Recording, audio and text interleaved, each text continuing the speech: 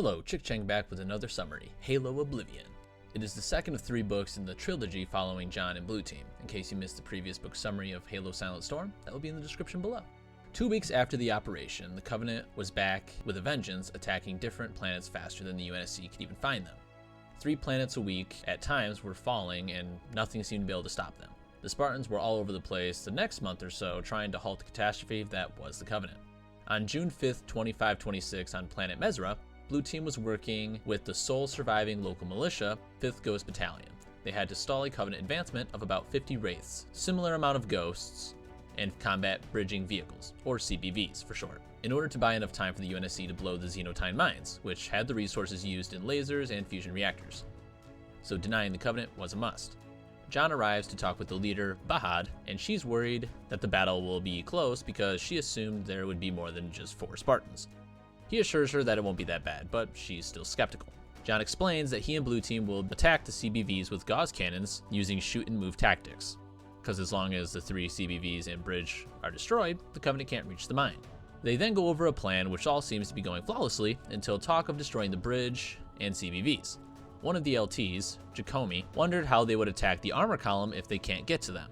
They wouldn't have to. They only need to delay the Covenant, not eliminate. But others agree, worried that if they don't keep the pressure on the column, they will just find another way to reach the mine. When John tries to explain that there is no other way, another Lieutenant Arulo says that the UNSC doesn't know what the elites are capable of, which is true, but they know more than these militia. But wasting soldiers for minimal gain was not very sound tactics. But the sleep-deprived militia was hell-bent on vengeance, so John decided that as long as the bridge would be blown once the CBVs went down, he wasn't going to fight them on it. He didn't have authority anyway, and trying to push them would just cause them to probably stop cooperating. Bahad gets really offended when he asks about what stimulants are on noticing battle fatigue, saying that they don't use any. It's actually worse in this situation because that means they've probably been awake for about 2 days straight, and they had marched for about 30 hours just to get to this mine in the first place. So the fact that they're even partially functional was insane. Once everything is all settled, John moves out towards Blue Team to get ready to attack the CBVs. John and Blue Team get into their belly scrapes with gauze cannons waiting to start taking out the CBVs. The main problem about fighting these aliens for John is that they don't understand their tactics. There's no guessing what they would do depending on the situation, like they were when they were fighting insurrectionists. While thinking on this, a big ass lizard drops down on his rifle and hisses at him. Unable to shoot it away because it would give away his position, he just kind of ignores it at the moment and tells everyone that his view is blocked. The other Spartans each state that they have line of sight on the target and prepare to fire. John tries to get the lizard thing to go away, but it just runs at his faceplate and spits on him, covering half his faceplate before he kills it. Still able to see out of half the visor, he is able to shoot the target as well, and they all have to move. Once they fire, the column's wraiths start bombarding their positions. They dip out and move to their next location, doing everything they can to avoid being hit by the plasma mortars. John calms Bahad to see confirmation of the CBV being destroyed, and she confirms it, but she still sounds a bit worried. John tells her that it's not too late for them to head back across the bridge, but she snaps on him, stating that she's only worried because the Covenant are not doing what's expected. They were stopping to artillery barrage. Support vehicles had moved forward, seeming to refill the plasma in the Wraiths. Ghosts were also hiding behind the Wraiths as well, which seemed kind of odd. Fortunately for the Spartans, Linda, when repositioning to avoid plasma fire, saw the second target. Only her and Fred were able to get line of sight though. The support vehicles that had arrived didn't have plasma for refuel. It was about 1,000 drones combined that were going to try and storm across the bridge. John communicates with Bahad to make sure that she's seeing all this, which just further pisses her off, but John doesn't really care. He wants to make sure that the sleep deprivation isn't taking more of a toll than it already was. Once done with her, he comms into the UNSC engineering commander and told him what was going on. He didn't seem too worried about the drones, but he was still very concerned about the Wraiths. John tells him that it's uncertain how long it will take to deal with the targets because they are still dealing with it. John decides to have Linda and Fred attack the CBVs, while John and Kelly distract the air cavalry. When everyone is set, they engage. John shooting his gauze cannon through the formation of drones, killing more than a dozen on the first burst. Then he was up and running toward Kelly, keeping an eye on the Wraiths. Plasma shots from the Wraiths were also doing a number on the drones via friendly fire, but the Covenant had proved previously that they care more about the deaths of their enemies than the lives of their allies. After some time, they realized that the Covenant might be just trying to attack the command bunker in order to save the bridge. John comms Bahad, and she explains that she's been trying to get the bridge blown, but the comms are dead. Wow, maybe should have stayed on the other side. They watch as Mezranis are running across the bridge, being chased by the Wraiths. It didn't look good. So they had to run to the original bunker location, hoping that they can find the backups. Dealing with the drones along the way, they come up to a location where the bunker was. It had been destroyed. John opens a channel to the UNSC commander, telling him that the drone attack is not imminent, but the Wraiths are crossing the bridge. They were unable to blow it up. All of the Mezranis that were going for the boxes had been killed. John says that there's one more chance, but another voice is heard. Captain Amelia Petrov of the Prowler Night Watch, who was basically the mobile base for Blue Team. She tells John and the commander that she's going to extract Blue Team on Admiral Cole's orders. Both are perplexed at this news, and John is given an extraction location, and he is told that he has 14 minutes to get there. John decides that they will do everything they can before heading to the extraction. Fred and Linda, not having much luck either, able to destroy another of the CBVs, but the last one was just chilling in the back, making it impossible to get a shot. So they are ordered to get back to the rendezvous. Due to not being able to destroy the last CBV, trying to destroy the bridge was a pointless suicide mission. So unfortunately, John has to tell the commander that they were unable to complete the mission. While running back, John notices that Kelly is not very far ahead of him. He orders her to run ahead and make sure that the Night Watch is still there since they were running a bit late. She knows that he's just trying to get her out of danger, but since she's in charge, she follows his orders. Once out of sight, he turns to fire on some drones behind him until a grenade goes off in the midst of the flying buggers, knocking him to the ground but unharmed. Fred helps him up, and a group of Marines along with the other 2 Spartans open fire on the aliens, which only takes a couple of seconds to kill them all. Once at the rendezvous, Fred warns that Petrov is very eager to see him, so he makes his way inside to her. She lectures him on being late, but since he was in charge, when on the ground, it was his call.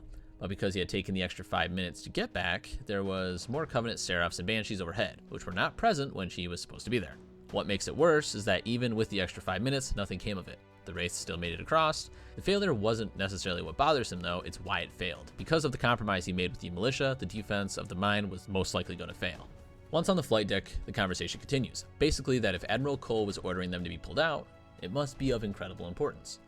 And sacrificing a single Spartan to defend a Xenotine mine was extremely wasteful, since in her own words, they were worth about 12 of those mines.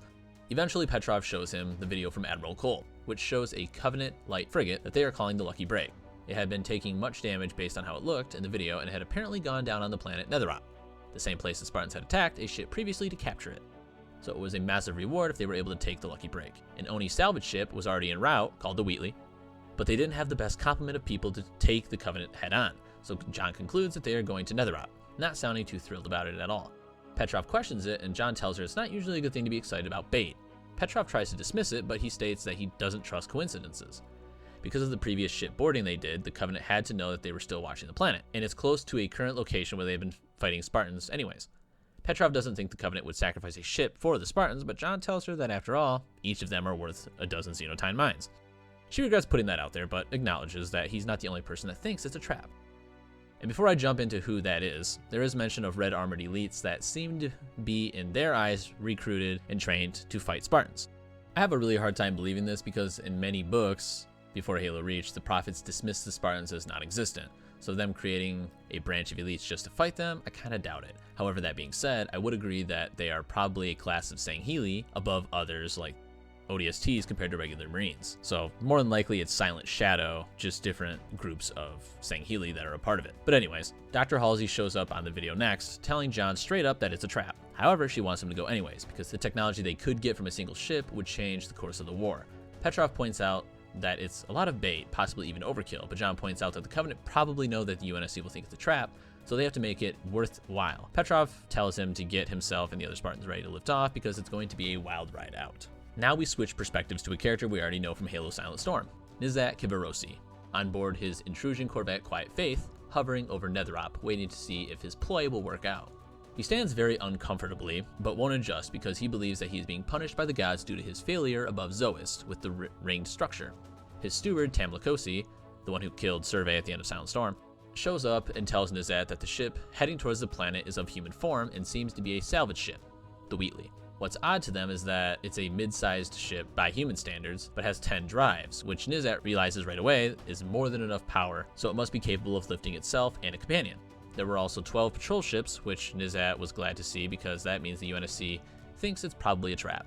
Had they not, he would assume that they knew it was and they were trying to bait them.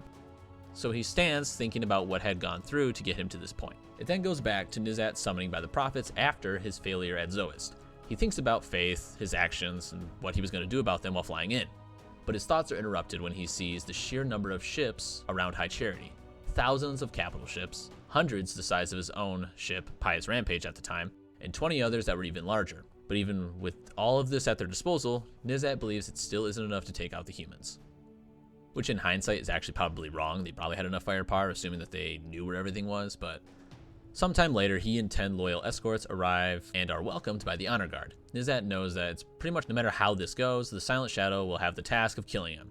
So he would do all he could to explain what happened and what would need to be done to avoid any more failures. A Blade Master shows Nizat much respect and even offers to walk him to the prophets himself, which he does. Once introduced, the debriefing begins. Nizat offers the gifts of glassed rock from each planet he had destroyed, but the Prophet of Regret wonders why he doesn't bring them Spartans. Nizat tries to explain that it would be a mistake to focus on the demons, but Regret tells him that prophets don't make mistakes. Because he assumes he is going to die soon, he doesn't hold back. Nizat explains that in order to defeat the humans, Oni must be taken out. He compares Oni to what the Covenant have in the Silent Shadow. Regret dismisses him, but Truth is curious. They debate how they can take out Oni, and Nizat explains his plan. Because Oni is everywhere, they can't just send a fleet after it, so they must bait Oni in. To do that, Nizat wants to use luminal beacons inside of Covenant tech that the humans want and track them down to the Discovery Temples. At first, the prophets are flabbergasted at this prospect, but Truth sees the genius of his plan. Plus, in their eyes, using the luminal beacons to destroy humanity is just what their gods would want, they assume. Nizat can't believe that it's actually working out so far, but doesn't last much longer. Nizat states that he could use a portable shield generator or a anti-gravity device. Since they have neither, it would just take them to pick which one they want to use. Truth says to use both, since they still have 2 luminal beacons, and it is at this point that everything comes crashing down. Nizat lost one when the mighty Persuasion, the giant ship that was built over Zoist, was destroyed by the humans' hellbombs. So the Covenant only had 2 more beacons, the one still in Nizat's possession and the other one on High Charity. For some reason, Nizat will not lie and tries to beat around the bush. After hesitating, he states that he really thinks he only needs to use one, but Mercy, noticing his hesitation, asks if he has both. Eventually, he admits that the one was destroyed, but he still has the other. This causes the prophets to retreat from his plans and tell him to return the beacon he still has, and then he is dismissed. So it's like, you'll lie about how Survey died, and you'll make up this whole scheme without telling the truth. All you have to say is that you have both luminal beacons, and then boom, you're on mission. The Blade Master continues to escort him, showing massive amounts of respect, almost to the point that Nizat wouldn't betray him. Unfortunately, in his eyes, he didn't have much of a choice. He surprises the Blade Master, killing him unexpectedly, then turning to the other 2 guards, he is able to kill one before the other gets a hold of him. Before that guard is able to deliver a killing blow, plasma shots from behind the guard drop him, and Nizat is able to stab him with his sword. His followers came to his aid, and then they were stunned, unable to make sense of what just happened. Nizat tells them that the Sangheili he killed died doing something honorable, just as they said they would do for him. So he asks them if they would follow his lead for now and allow him to explain later. They do that after Lukosi defends his honor, stating that he has seen firsthand that his actions are supported by the gods. They then go into the vault where the last beacon is, and they kill the Sanshium keeper there, that way they can get out without being chased. Nizat comes back to the present, and one of his shipmasters states that a human ship is heading towards the planet and is almost out of range. Because they don't see a mothership, they assume it's one of the stealth vessels. This startles Nizat because in his mind, that means there is most likely Spartans and ODSTs. They would be able to take over the Lucky Break and leave with it. This cannot happen, so Nizat orders the guarding spear be sent down to defend the ship against the Spartans. After all, he just wanted the humans to board and grab the items that he had planned it as bait, then drive off, not the Spartans. Now, back with the Spartans. John was on the flight deck with Captain Petrov. She had sent out a Pelican right when they obtained orbit around Netherop to draw fire, instead of spending 10 to 12 hours doing sweeps of the area, scouting it out. John thought that this was a bad idea since they would need both Pelicans to try and reach the surface in one go. And unfortunately, the Pelican is shot down by a Covenant main laser cannon. Unable to figure out the location of origin, they remained in stealth, so they just wasted a Pelican to find out that the planet was being watched. Petrov then asks about John's thoughts. He says that at this point, it was a good call. She remarks because they didn't do this passive sweeps, and John tries to say that it's not what he said, but she knows that's pretty much what he meant.